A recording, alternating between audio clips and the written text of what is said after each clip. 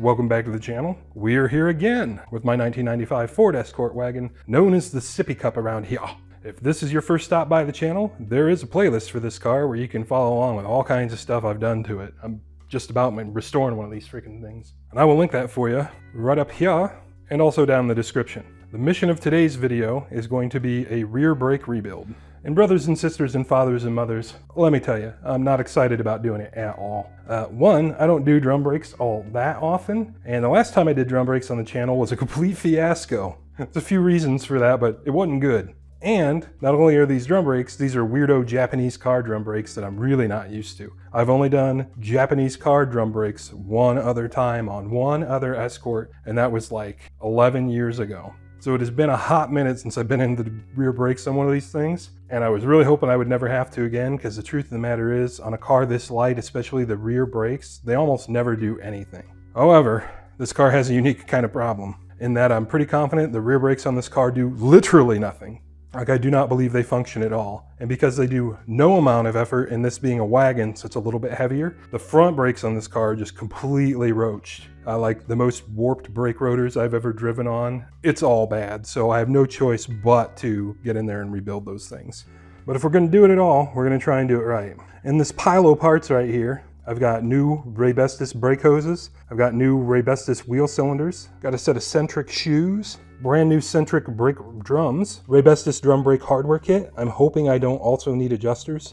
And those are speed bleeders, which I've never used before. Might try them, might not. But these are all pretty high quality parts, so I might hate doing it, but at least I'm trying to do something good for the old girl. I'm also just trying to make things as easy on myself as possible and just putting the whole parts cannon in there, because for this car, parts are so cheap that your time is the expensive part. I mean, I get it if you're really broke and $20 is make it or break it kind of thing for you, then you do what you can. I think this whole box of brakes was like $100 or 120, and these are more or less the best parts I could find without being stupid about it, like just wasting money because one thing cost a little more than the other thing. Hopefully by having basically new everything, it should really cut down on the number of problems I'm going to have in the back, and I'm expecting to have plenty of problems already. I've got great news. The adjusters in those drums are going to be fine because there are no available options to buy replacements. Whether or not they're screwed up, we're rolling with what we got. So I've got the car supported by the frame down there. I've got another jack behind it up on the spare tire well with not much tension on it, just enough if something goes wrong, it's there. And since this is a manual transmission car, you have to set the parking brake or it'll roll away on you. Well, we're about to not have a parking brake when I take the rear brakes apart, so I got the front wheels chalked. All things for you to keep in mind if you're doing this yourself. But I believe our first order of business is going to be to try and get the drum screws knocked off of it. And it's probably not going to be much fun, but I could get lucky. We'll see. And if you don't know what I'm talking about, this is a weird Japanese car thing where they put these screws in to hold the rotors and drums on at the factory to keep them from falling off on the line. American cars do this just with a half a penny sheet metal clip. They just slide over the stud, and then the first brake service you just cut that clip off and throw it away. On American cars, it's pretty easy to tell if you're the first one that's ever been there if that clip's still there. Japanese cars do this for whatever reason. On Escorts, it's kind of nice because they also drill and tap two other holes, so you can also use these screws as pullers for the drum once you get them out. The part that sucks is getting them out.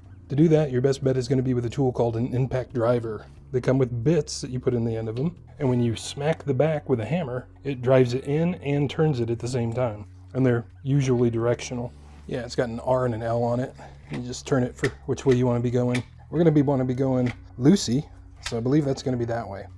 Another thing I didn't know about this tool until years after I bought it is it will also accept 3/8 sockets, which is pretty cool.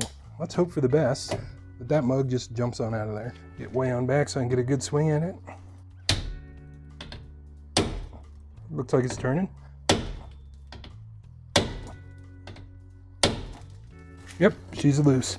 Nice. And I'm hitting this with about a 4.5 pound sledge, by the way. And she's loose. Awesome. If this whole job goes this easy, we'll be sitting in high cotton, but I don't think it's gonna. They almost never do. Well, there's almost no rust on that. Awesome. We'll see if we need to use them as pullers here in a minute.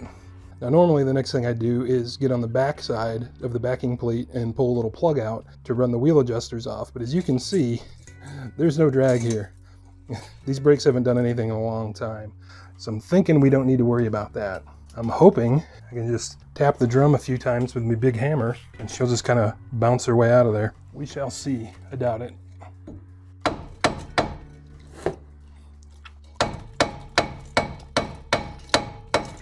Nope, nope, nope. So let's get the screws in there, or hope we can. I may have to get a tap and try and clean them out first. They're so rusty.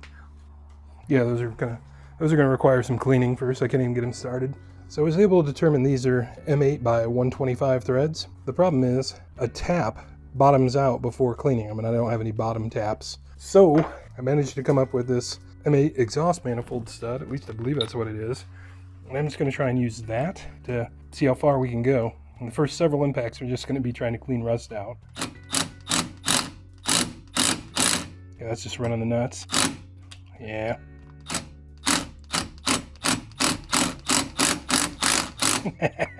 I'm just backing the nuts off. See if we can just tighten those nuts up against each other. All right. So that went in like half a turn. We'll lay on it some more, I guess. This couldn't possibly hurt. We got some engagement there. Ooh, that's hot. All right, so I found a couple of M8 bolts that are almost as rusty as everything else. I tried to clean them up as well as I could, but we're just gonna work them and see what happens. It's going okay-ish. Okay, that's starting to get tight. That's good.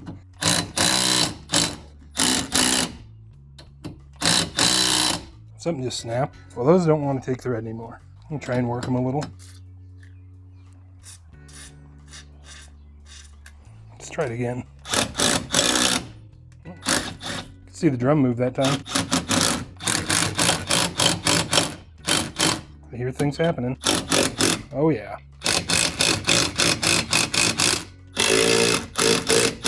Well on our way.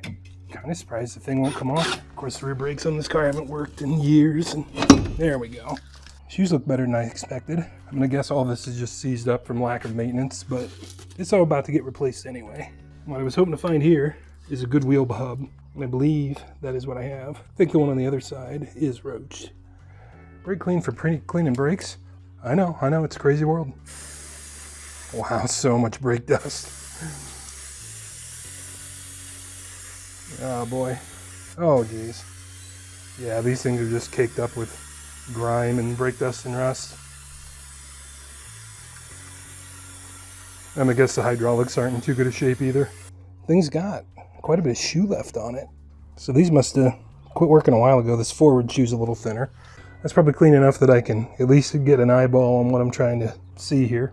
I'm gonna guess what happened with this car, and this is what happens when you buy these old cars that have low miles on them, is this thing probably just sat forever and never had any service to begin with because it only had 50,000 miles on it or whatever, and then sat for years as probably someone elderly passed on, and this stuff all just seizes up and corrodes and everything else. So yeah, like this stuff should all be pretty free to move, at least a little, and it ain't.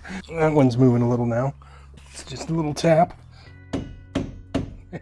Yeah, that wheel cylinder's jacked. Speaking of, that's probably going to be my next move, is just go ahead and get the brake line off the wheel cylinder so then there's no hydraulic resistance on any of this stuff and start tearing it apart. The good news for me about that is a copper nickel brake line that I made up and put on this car about 4 years ago, and that is a stainless steel flare nut fitting on the back of that wheel cylinder. So that line should come out just smooth as butter. I also have a new brake hose to install. And it's the same story there too. That's a copper nickel line back there with another stainless flare nut on it. So that line should just jump right out of there. So I have both the line and the bleeder off of the wheel cylinder. So there's nothing to prevent this thing from moving anymore. If I hold this shoe and tap this one, basically nothing happens. So that wheel cylinder is completely locked up. Those pistons won't move independent of each other, which they totally should. Before I get any deeper, I'm going to take the camera and just do kind of a slow sweep of the assembly of this thing for both of our benefit, but mostly me because I'm greedy like that. I just want to make sure that I have some sort of framework for how this thing goes back together.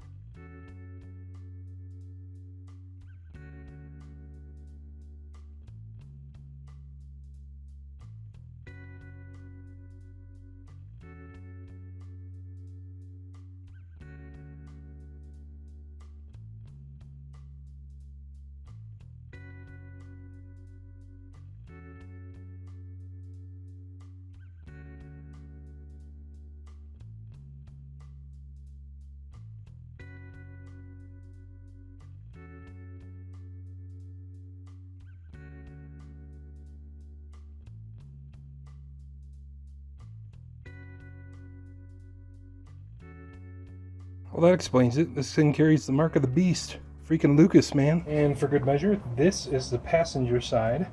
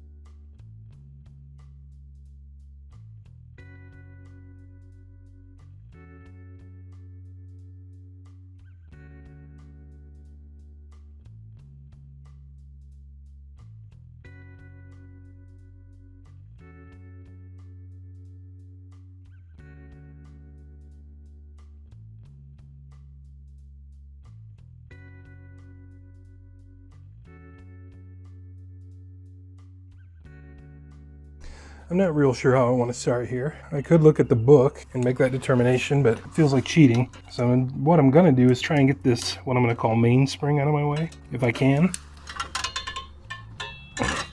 I'm going to do it like that. Maybe I can grab this end of this one.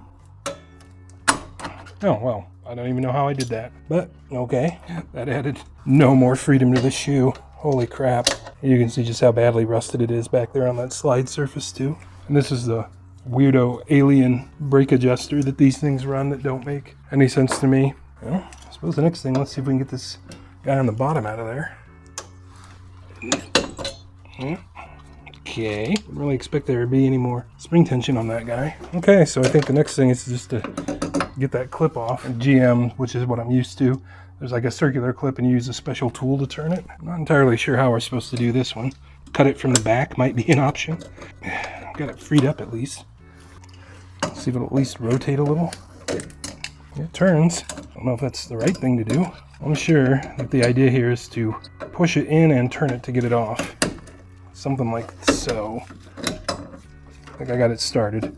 I wonder if maybe I can use the GM style tool just to push that and then rotate the pin from the back. Yeah, so this guy, yeah, I can turn it that way. Will the pin poke through enough to turn? Actually, this is just kind of using it as a screwdriver, I guess. There we go.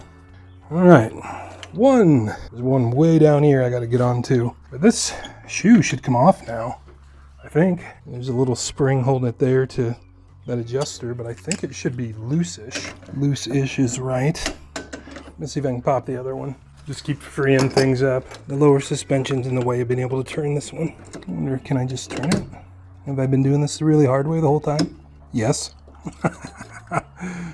Well, live and learn. The pin's loose. Okay, so that shoe's totally free to roam, which is what I expected out of this one. Okay, well, I'm going to pull the wheel cylinder. Feel like 10s. They are. That doesn't want to fit worth garbage. That's moderately disturbing. Oh, yeah, just rounded straight off. Awesome. And his neighbor's like a perfect fit. Go figure. Look how small the hardware is that's holding the wheel cylinder in this thing. So how bad did I screw the other one up?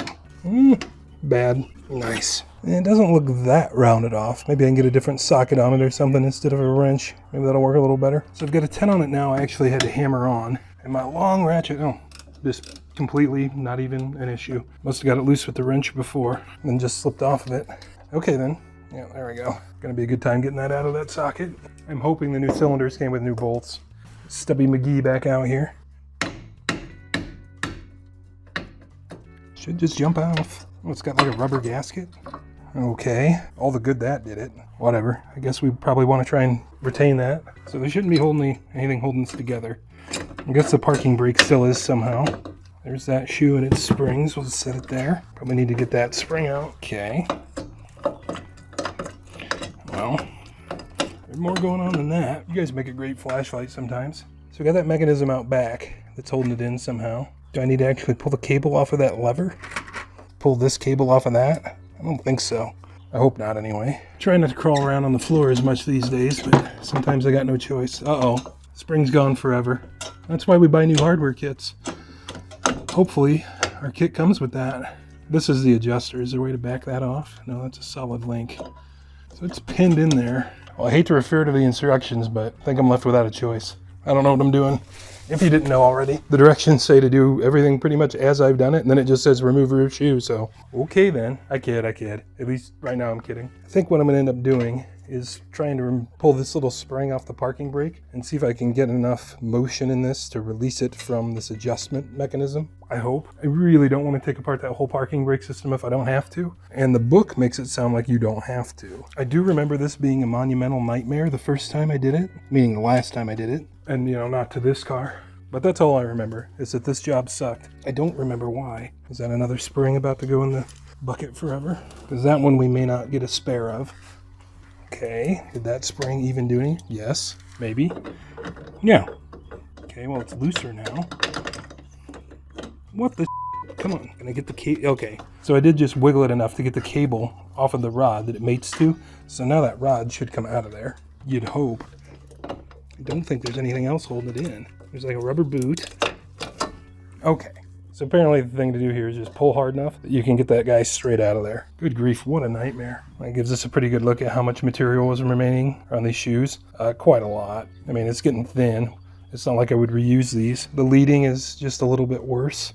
Significantly worse. But really what I'm getting to is these things haven't worked for years.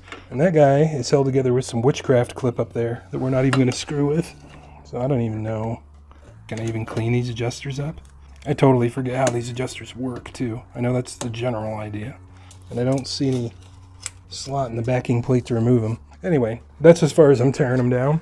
The move now is going to be to get in here at the wire wheel and clean up all these mating faces where things ride. And you can see those are all just like solid rust. And that's where things need to be greased up and able to move. You know, that's literally how your brakes move and probably why mine weren't. There's no particular magic to doing this. I hate to refer people back to any of the early Blazer videos because they're all really terrible. But I had an action cam on my chest when I cleaned the backing plates on it, and it was truly, truly amazingly bad. Meaning the condition of the plates and the video somewhat. So for some reason you want to watch me grind this crap off, you can. I'm just going to do it, and then we'll catch up when it's done. Well, I got her all cleaned up, and I believe I cracked the code for that. Assuming you have a compressor and a basic budget for air tools anyway. This particular wire wheel is a DeWalt DW4902. I will link it in the description. It is rated for air tools, so it's good for 20,000 RPM. And this thing gets down. It is aggressive. So I did an awesome job on the heavy stuff. And then for more of a polishing, these are just cheap Harbor Freight wire wheels that are not rated for air tools, but don't listen to me, I guess, if you're going to use them in an air tool. I do, but be careful. And these do more of a job with polishing them up. That went very well. Opened up the new wheel cylinders and hardware kits, and this goofy little gasket is not included with any of that stuff, so I scraped it off the old one to reuse it. Why, I'm not real sure. And then just for fun, I thought it might be interesting to take apart the old wheel cylinder and just have a look at it. So I've already got the little dust caps freed up. We should be able to just pull the pistons out. Spring came out. Get a paper towel and clean some of that up. See if it's as bad as I think it is. I'm already feeling like it isn't, or it wouldn't have just fallen apart like that. Yeah, that piston actually looks pretty good. Other than there being some crap inside it, like you see some junk that I'm kind of pushing around. It might be kind of hard to show you guys just because lighting is lighting sometimes. But there's some scoring and some pitting and rust and stuff in there. But all in all, I expected these to be much worse the way they were behaving. Anyway, not worth the 12 bucks or whatever a replacement costs to not replace them, but just for fun, thought we would take a look at it. You have to forgive my fancy camera work on this one, but I'm going through my hardware spring kit, and it looks like the only spring that is unique side to side is this guy right here, which for the driver's side is the yellow one. I believe the passenger side is going to be the red one. Everything else looks to be the same left and right. Also, the kit came with two of these round springs. Wasn't able to easily identify what these are. I'm reasonably sure these are part of the parking brake release spring system. As you can see, I did not take that apart. I'm going to look into seeing how difficult that is to disassemble and make my mind up about whether or not it's worth my effort to do so. The kit did come with new adjuster springs, so I am going to replace those. And in fact, that's probably my next move, is to get a new spring put on there. And I think I'm going to go ahead and get the shoe greased up and shoved back in this adjuster, since that was kind of the last thing I fought with. So I've got the shoe reinstalled in the bar. And I also went around and at every pivot point, anywhere the shoe contacts the backing plate, got everything greased up and ready to go. Replaced that spring, which is really no big deal. And on this spring, I decided to leave well enough alone. This thing is just held together with like the sheet metal bracket that I don't have another one of. There's this sheet metal pin that goes up through it that I don't have another one of. And basically there's a bunch of kind of fragile, kind of rusty parts that I can't replace if I break something trying. So I'm gonna leave it just as it is. I did hit it with some WD-40 just to kind of get some oil down in the cracks. And once I get this reassembled, I'll probably come back with some lithium grease or something just to give it some more hope. So now I think it's about time to get the new wheel cylinder put in it. Unfortunately, nothing came with new mounting screws, which honestly I don't think is that unusual. And I'm kind of debating whether or not I want to use the speed bleeders back here too. I think I probably do, but I'm going to give myself a little more time to think about it. Oh yes, and I will need to apply grease right there at the shoe interface as well to the wheel cylinder. I'm sure it won't go this way, but I am trying to not make a big greasy mess out of everything all at once. Touch him up right there. A little bit of grease. I believe the next step is just going to be to put that pin and spring on just to retain that shoe. This is probably going to be a good time. I was right. This is going to be a good time. I wonder if there's one of these little special tools for this, or maybe I can just use this tool regardless. I can. Nice. Not quite perfect, so we'll just touch it up. There. Okay. Well, she shouldn't want to run away anywhere now. Not quite in location. It's out at the bottom. There we go. Moves nicely on the backing plate, which is good. Well, I guess I'll put the other shoe on it. This may be a mistake. I may end up wrestling with all these springs forever. We'll find out. I did check all these shoes and they are all identical. Front, back, left, right. There's 4 identical shoes in my new box, and the 2 that came off over here are identical to each other as well. So nothing to worry about there. Actually, before I do that, I want to kind of check out how it's supposed to clip into this adjuster. So I think it actually hooks behind it. What I'm trying to do here is, there we go, that. Just decompress the spring so I can get this hook feature up so I can get the shoe on this nub back here. So I think the idea of how this guy works is it's supposed to basically set on top and that the adjuster kind of locks over the top of it. I will refer to my prior pictures and video and such and confirm, but pretty sure that's what's going on here. Correctamundo. So, I'm just going to take a little bit of grease and hit that pivot, because that should all be a shoe interface right there. Just going to want to go in this little hook window, and then I got to, I guess, release the adjuster. Thinking maybe I should have done the bottom shoe first. This is going to require some fighting with, but that's how it assembles. It sounds like someone in the immediate vicinity is just taking up brass instruments, so you'll have to forgive me if you hear that. But I think I'm making this link bar a bigger deal than it is. On a GM, this would just be like 2 forks in the end with a spring, and it just stays in there loose. I think that's basically the same idea here, is that guy's just supposed to hang out loose. So I'm going to get everything else installed, and then I think I can just work the adjuster kind of where it needs to be to live a happy life with the drum and everything on once this is all assembled, I think. Famous last words, right? So I'm going to grease all the pads. Oh boy. Now I'm going to put the shoe on. And this one, I remember having a difficult time with this pin because it's kind of tight to the suspension arm. Maybe not that bad. So I do need to open the parking brake back up. I assume this is open. I don't know. I'm making it do that. There we go. Well, sort of. It might be good enough to get this clip started. Yep, good enough to get it started. There we go. Locked in. I think that guy wants to go something like that. Okay, so now I can worry about whether or not this is actually where it needs to go, because it's not going to fall off. So I'm going to examine things for a bit and we'll catch up in a second. Nope. Had that wrong, because of course I did. You need that quadrant rotated so that finger is out like this and the shoe can glide on over it. And that's what I have done there. And it looks a little misleading if you don't get it in kind of the perfect position. If I were to open this up more so it sticks out further, it doesn't actually like hold on to the shoe. So it's a little funky to deal with, but it's on there. So now I think I'm going to put the lower return spring on. Actually, I think the next move is the anti-rattle clip that goes between there and there. And what color did I say that was supposed to be? Yellow? Yep, Mr. Yeller. Looks like he goes right in there and then up into that hole. Which my hand's probably blocking for you guys. Uh-oh. So I drop him in the pan because that's where his first friend went. This is probably going to be a real good time. Not that bad, actually. Now I guess I'll put that lower spring in, which is going to be a lot of fun because getting the other end of it in without it being under tension was kind of a pain. So it's definitely going to be a vice grip job. To get leverage, I'm going to have to be where you guys are. No. Dang. Boy, might need a bigger pair of vice grips. Probably also gonna have to choke up on it quite a bit. There we go. All right. I believe it's gonna be the same story for this upper spring. Although those holes are slotted. I think you guys are gonna be in my way regardless, but next thing is get that guy put in. And I think, God help us, that might be it. My hardware kit did come with 2 bonus springs that for the life of me, I don't see where they go. It could be that this kit is sold for a few different vehicles and it fits some other car. It almost feels like maybe there should be an anti-rattle clip on this shoe too. And like this yellow spring here, maybe there should be one of those back there. But I don't know. I don't see it in the Shilton book either. So I'm just gonna throw it in my pile of hang on to it for a while parts till we figure out if we screwed something up and move along. So I think the next thing I'm gonna do here is just anti-seize this face and get our new drum installed. Before I slide the drum on, I've got clean gloves now. I've got a rag I've just hit with some brake clean. I'm just gonna go around the shoes and get any grease that I got on them off, or at least, you know, do what I can. I try and work cleanly, but nobody's perfect. And of course you wouldn't want to just flood this all with brake clean, because then you would clean off the grease where you actually want it to be. We'll let that dry and then we'll come back with a dry rag to get all those fuzzies. And we're gonna do the same thing with our new drum, which, would you believe it, came painted. I think this thing was like $12 and now it's chipped, you know. Anyway, how do you complain? 12 bucks. Anyway, you get the idea. Wipe stuff with a rag to get all the oil off of it.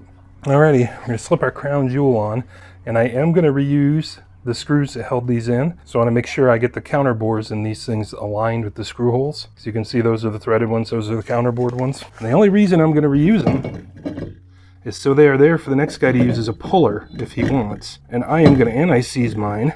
And by the way, the next guy's almost certainly going to be me. And I'm going to anti-seize them to make sure that they're not jammed in there again. I'll have to fidget with this a little bit to get things squared back up, but this does remind me of something I want to show you guys. Before I put the drums back on, I always like to grab the shoes and make sure they slide nice and freely. Make sure everything's moving nice and easy. On the GM stuff I'm used to, usually you can grab them and just like move them all around and they'll move pretty freely in every direction. This guy, I think because of this anti-rattle clip here, this one doesn't want to move as freely as this one, but they both move very freely. You know, keep in mind these things only move a fractional millimeter to actually apply the brakes, or maybe 1 millimeter, so it doesn't take much. I'm going to fidget around and get that drum back on. Just have to adjust these until I get them just so. I also might have to play with the adjuster adjustment. Right now I think it is all the way short, but I might have it all the way long. Not really sure how that adjuster works, so I'll tinker with it. I knew things were going too easily. This thing just does not want to go on. So what I'm doing is I'm just giving her some turns and gently applying a little bit of hammer time.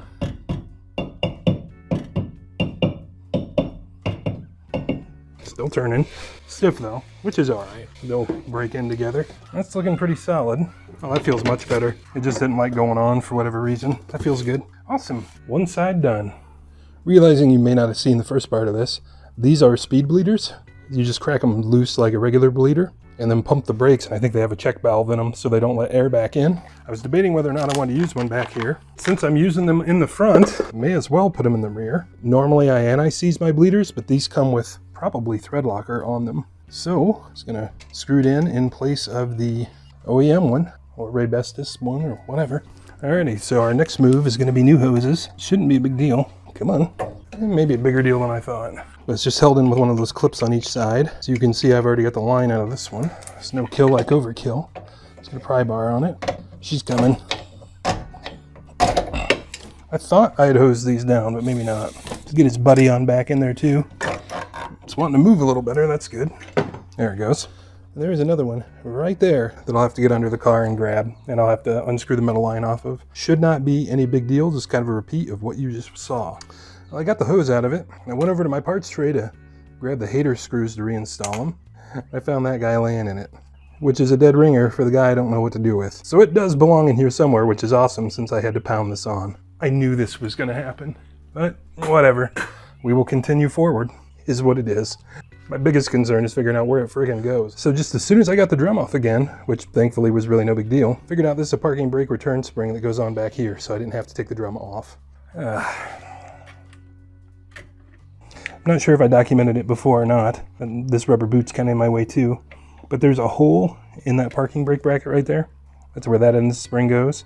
The eye of the spring goes around this arm right here. I removed that when I was messing around trying to get that shoe off. I'm not sure that I actually had to, but that's what I did. So now I can go put the drum back on and put this guy back in, and we'll be done again. And hater screws, which I have liberally anti-seized. And again, I'm just putting them in there so they'll be available for me to use in the future as puller screws if I want to. And just so I don't have to scour the earth for other, what were these, M8s, M10s, something. You know, if everything's not hopelessly rusty, these should be more than enough. I'm also not getting them super tight. Sweet.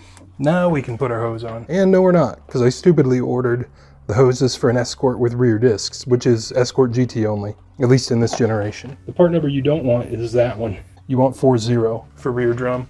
So those are now coming from Amazon within the next couple days. So it has been a couple days, and I've got my new brake hose, and how you see it is pretty much exactly how it came to me. This is just a Dorman brake hose from Amazon, because it is what I could get the fastest. If I haven't said it before in this video, at the time of all this, I have no operable vehicles. So whatever can ship to the house is whatever we get. How it arrived was in the Amazon shipping bag, with that sticker inside the bag. So I don't know if these things were sitting in a box for 50 years in a warehouse or what, but not overly comforting. But it is what it is. We'll get her put on there. Trying to observe which end this little rubber donut should go and how much difference it would really make. I'm going to put it toward the strut end, because that's probably what it's there for, is if that rubs on the bottom of the strut. I'm sure once this is all done and edited, we'll see that I made the wrong decision, but that's okay. Also, despite these flare nuts being stainless, the hose they go into is not, and they were a little unpleasantly rusty when I disassembled them. The nuts are fine, of course, but it just came apart a little harder than I wanted. So I am going to anti-seize all that stuff. And I will do the same thing with this S-line that goes between the strut and the hub. And what I've found on this stuff in the past is that even though I know these flare nuts are going to turn, I am better off to get everything started up with the hose loose and just thread it on. And I'll tighten it up here in a minute. But what I found with this stuff is the more freedom of motion I give it, the better off I'm going to be as far as ease of reassembly. So we will just get it all finger tight like it is, and then we'll slap the clips on it. It's a good idea to try and remove the plug from the wheel cylinder before you try and screw things into it. And these little hard lines are a disaster to make, by the way. That tight little S shape, just a terrible design. And they're also fun to install. So I'm just going to get like a thread or two on the wheel cylinder, which I think I have right there, just so there's still plenty of slack in this line, and try and get it on up here. Yeah, you can see it's kind of sprung. I may actually assemble this outside of the clip if I can. But anyway, it will take some wrestling around to get that put together. It will be much easier to wrestle without you guys sitting there. So it ended up being a fundamental mistake to do the chassis side first. It worked much better to do the brake side first and then get that guy on there. There's just a lot more freedom of motion because that line's so much longer. But everything's coming together pretty well. One thing I did screw up on before is I forgot that you can't tighten this fitting into the wheel cylinder with the brake bleeder in your way. So putting the brake bleeder in before was a little premature. And of course, since this thing's got some sort of stuff on it, finger tight isn't really a thing. Now you can see I can get on it with a wrench and get her on the way. Now that that's out of our way, we can get in here and just tighten it up like so. Plenty of room to swing the wrench. And yes, I know I'm not using a line wrench here. This 10mm that I've got in my hand fits these fittings really good. And I'm not going to get them all the way tight with this wrench. When we get close, I'll switch off to a line wrench. Truth be told, my line wrenches don't fit nearly as well as this 10mm does. And I've kept them all just a little bit loose, so I can come in and kind of adjust the hose where it's going to want to sit in these locking features on the clips. Then I can drive those forks on, and then we'll tighten them down for good and put the bleeder back in. One thing I sort of forgot about is the strut doesn't have any anti-rotation features to grab the head of the hose bolt, or whatever you want to call it. You know, like this guy back here has those tabs to hold on to it. The strut does not.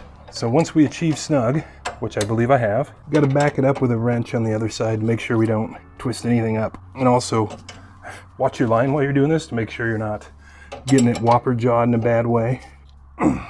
And that's plenty tight to see if it's going to leak.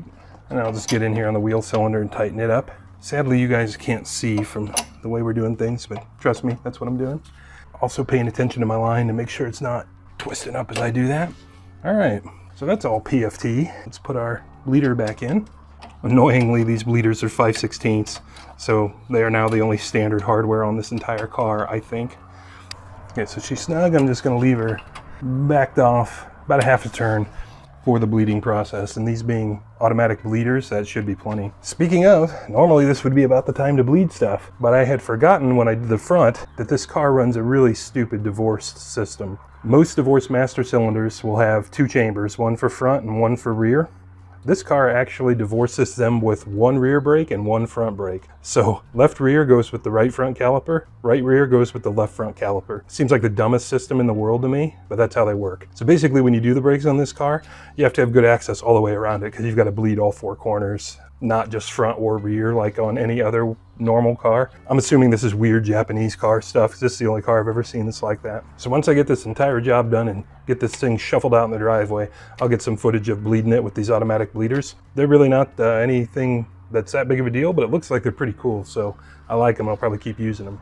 And the final thing I will do before I put the wheel back on is I will take some anti-seize to the face of this just to keep it from corroding and keep it a nice flat and true surface over time, so the wheel has a flat surface to drop against so we don't get any kind of warpage or weird kind of stuff. So that's pretty much going to button up the rear brake video. As always guys, appreciate you stopping in for this one. We'll catch you on the next one. I'm Max, that's Saddington Bear, and we make videos like this all the time. Here are a couple links to some other videos we've made, and we really appreciate you guys stopping in.